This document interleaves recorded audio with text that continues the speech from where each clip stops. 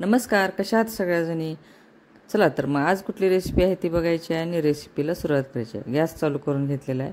गॅसवरती पातेल्यात पाणी ठेवलेलं आहे आणि हा पालक आहे ना, स्वच्छ धुवून मी पालक उकडायला ठेवलेला आहे आणि त्या पालकमध्ये एक 10 ते 15 मी काजू ठेवलेले आहेत. दुसरीकडे गॅस चालू केलेला आहे, गॅसवरती पाणी ठेवलेलं पातेल्यामध्ये आणि झाकून. तर हे आहे पास्ता आणि पालक, ह्या दोन्हीचं काय आता तुम्ही कॉम्बिनेशन करणार आहे. तुम्हाला प्रश्न पडला असेल की हा पालक का दाखवतात आणि इकडं तर पास्ता घेतलेला आहे. तर आता त्या पातेल्यामध्ये मी पाणी उकडायला ठेवलं होतं ना, त्यामध्ये तेल आणि मीठ टाकलेलं आहे थोडंसं आणि झाकून ठेवलेलं आहे. इकडं आपला पालक आणि काजू उकडून निघालेले आहेत. आता हे काढून घ्यायचं आहे आणि मुलांची फरमाईश की मला पास्ता खायचा आहे, तर मग म्हटलं नवीन काहीतरी वेगळं पौष्टिक, तर चला बनवूया. तर हे पालक आणि पास्ता मी हे दोन्ही बनवणार आहे आणि कसं बनवणार आहे ते तुम्हाला पुढे बघायचं आहे. तर हे पालक काढून घेतलेलं आहे, थंड करायला ठेवलेलं आहे. इकडे पाण्याला उकळी आलेली आहे आणि पास्ता मी पाण्यामध्ये टाकलेला आहे. आता हे पास्ता उकडून घेतलेला आहे, झालेला आहे उकडून. आता हे एका चाळणीमध्ये आपल्याला हे पास्ता काढायचा आहे.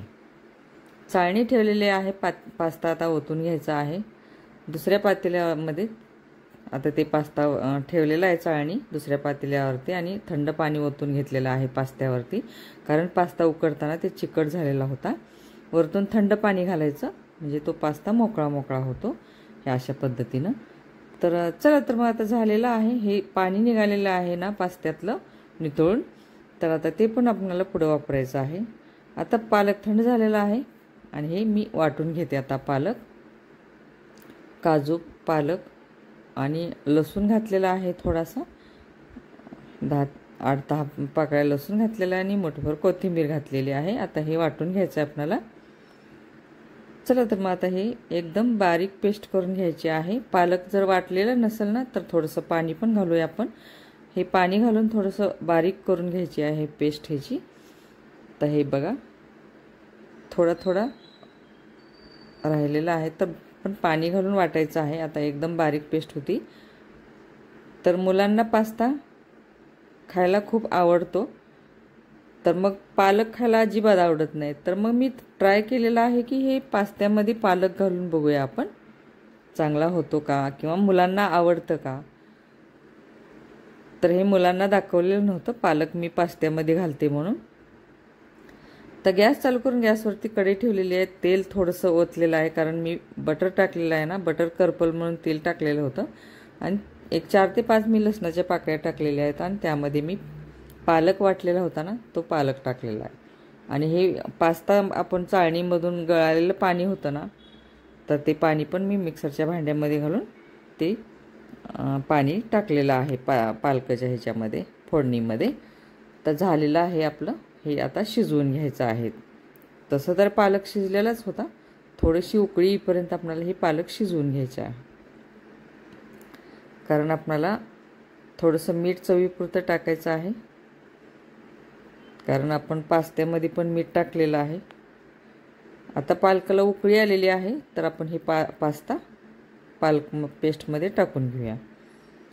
आता हे मिक्स करून घ्यायचं आहे. थोडंसं काजू ह्याच्यासाठी टाकले की ते ग्रेव्हीला थोडंसं दाटसरपणा येईल, नाहीतर पालक मग एकदम असं ह्याच्यासारखा होतो ना, शीतळ पाण्याचं, थोडं पाणी एकीकडं पालक एकीकडं होतो. त्याच्यामुळं मग मी ते थोडेसे काजू टाकलेले आहेत. तर उकडून झालेले आहेत पास्ता, अगोदरच उकडलेला आहे, मिक्स झालेला आहे. त्यामध्ये पालक आणि पास्ता एकदम एकजीव झालेला आहे. आता टाकायचं आपल्याला चीज. खरं तर चीज आवडत असेल तर टाका, नाही टाकलं तरी चालेल. पण थोडंसं पहिल्यांदा बनवले ना मी, की ते पालक बघून ते खातेत का नाही की म्हणून मग थोडंसं चीज टाकलं.